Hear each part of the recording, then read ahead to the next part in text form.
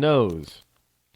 Now, the soldier costume includes a shirt, trousers, belt, and hat, carries Hebrew writing, and appears to resemble uniforms worn by the IDF or Israeli Defense Forces, their paratroopers and elite units.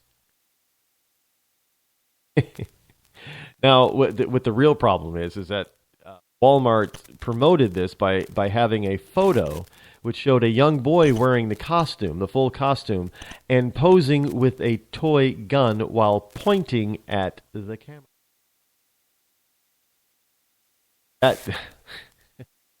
Not pointing the gun at the camera. He's pointing his finger at the camera. And that's what's got people up in an...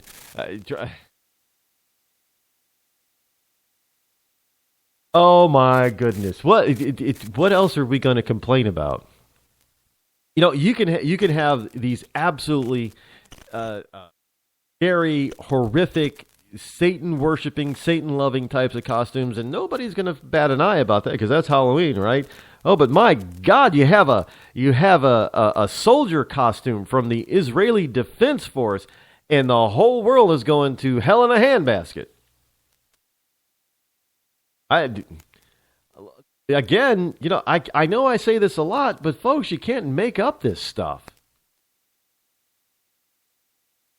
Now, neither can you make up the fact that Iran has been invited to participate in talks on Syria. Okay. But nobody seems to be, you know, batting an eye on that. You know, your kid can't dress up as a soldier from Israel, but we can have Iran invited to next round of Syria talks.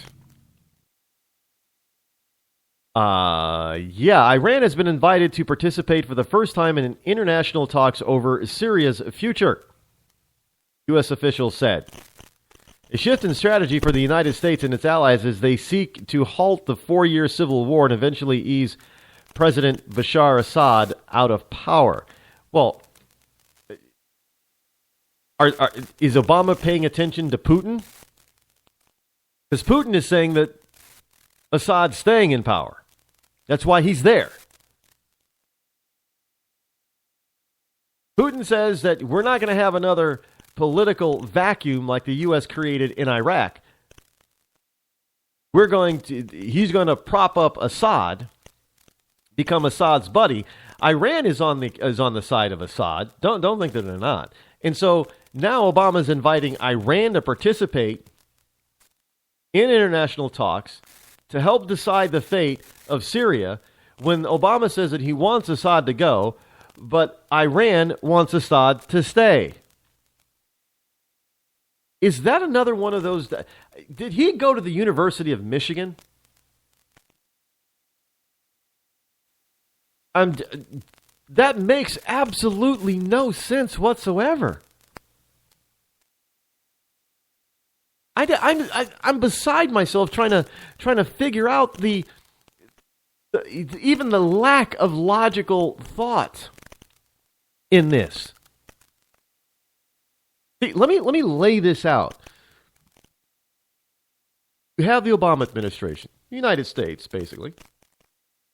And we're saying that Assad is evil, bad, like Saddam Hussein. He needs to go. He can't stay. The people of Syria need to be free, and the only way they're going to be free is if Assad goes. Now, the United States frenemy decides, the hell with this. This thing is getting out of hand down there. And there's going to be a power vacuum. So the frenemy of Russia, instead of coming in and saying, okay, we're going to help you clean this mess up, they're saying, we're going to go over here and park our stuff behind Assad. He's not leaving power.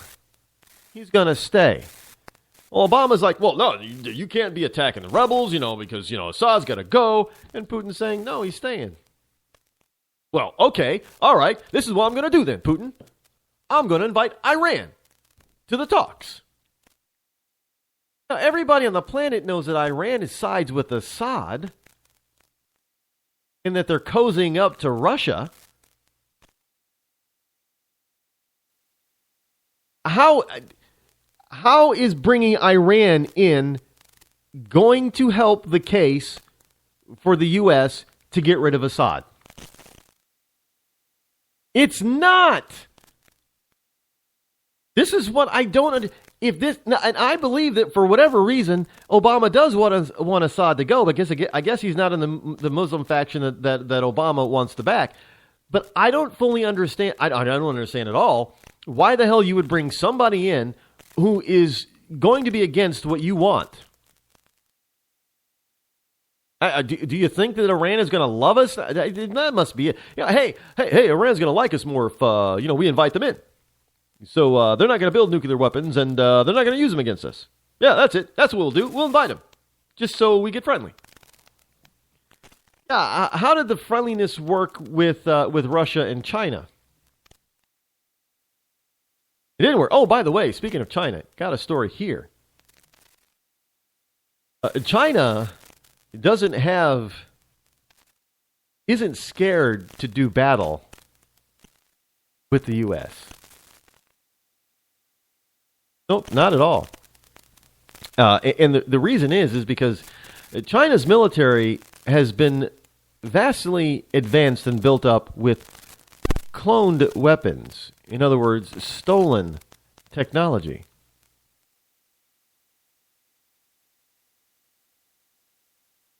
The Chinese have become proficient at cloning products ranging from designer handbags and the latest smartphones to movies and alcoholic beverages, fake Apple stores, counterfeit KFC restaurants, and imitation IKEA big box outlets dot the Chinese landscape.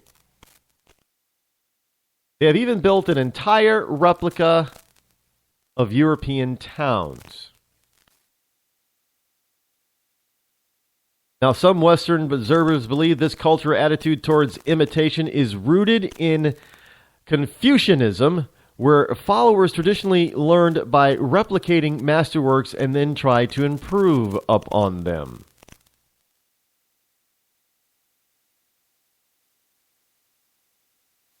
Now, the fact that the Chinese commonly refer to today's imitation products as shenzai indicates that they recognize the dubious nature of the current practice. Now, the term shenzai, I think I pronounced that right, Shanzhai, translates to mountain stronghold, and was originally applied to pirate factories producing counterfeit goods in remote areas beyond the reach of regulatory control. Now, the copycat business has carried over into, yes, you guessed it, the military realm, where China has been able to obtain a plethora of advanced military technology and begin to copy or clone it. Instead of developing it itself, it just copies what they already find out there in the market. And if it's not really on the open market, they get it anyway. They steal it one way or another. Now, one may think that, this keeps them behind the curveball, but not really. Of 1.3 billion people, if you have technology that's 10 years behind somebody else, all you need is overwhelming numbers to devastate them.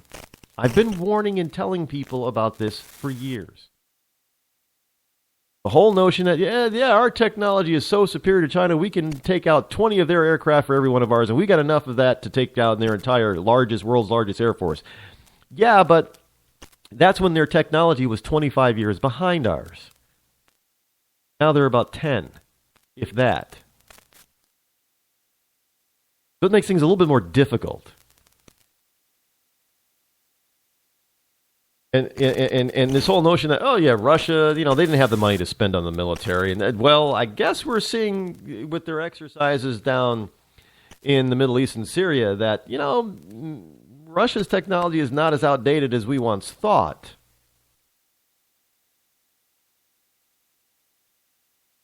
And yet we're over here cutting back on our military. We over here are trying to downsize our military, while they over there are building up, expanding, inventing new weaponry for their military.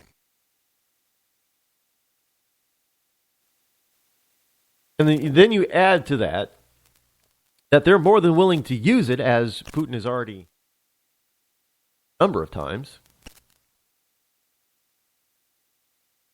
I mean, look, he went into Georgia, then he pulled out.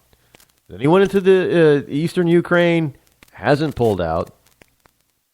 And now he's down in Syria in the Middle East. Big time. Putin is now fully on the world stage, just like the Soviet Union was, and he shows no signs of retreating.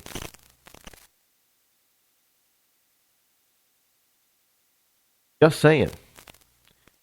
Here we've got these people over here in the United States who are just a bunch of buffoons. Plain buffoonery. What they're doing to our military. And yet we have a bunch of liberals running around out there being upset. Not that we're being usurped in the world by military power by those who do not really like us, but because Walmart sells a costume of a military unit of supposedly our nearest and dearest friend outside of Canada. I don't know, would there be such a brouhaha? Would the left be upset if the costume was of, I don't know, a Canadian Royal Air Force pilot's uniform? Why is it that they're so distressed about it being an Israeli Defense Force uniform? Oh, when the crap hits the fan, there's one thing I do want is I want Israel on our side. They may not be big, but they're some badass, military people. Got to be in order to survive.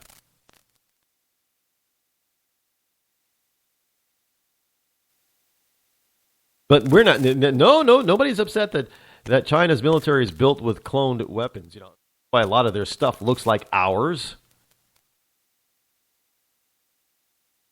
Nobody's upset that Obama's just invited Iran to join in the talks to decide what's going to happen with Syria, while Putin is bombing the hell out of the Syrian countryside, out of anything that moves, including supposedly U.S. allies. Well, hey, Putin, stop bombing those rebels. Well, and Putin simply returns by saying, "Hey, you give me information about where your rebels are, so we don't bomb them." In other words, hey, Barack, why don't you give us some intel information so we know exactly where to go to kill your guys, okay? That's what it's all about. But nobody's upset about that.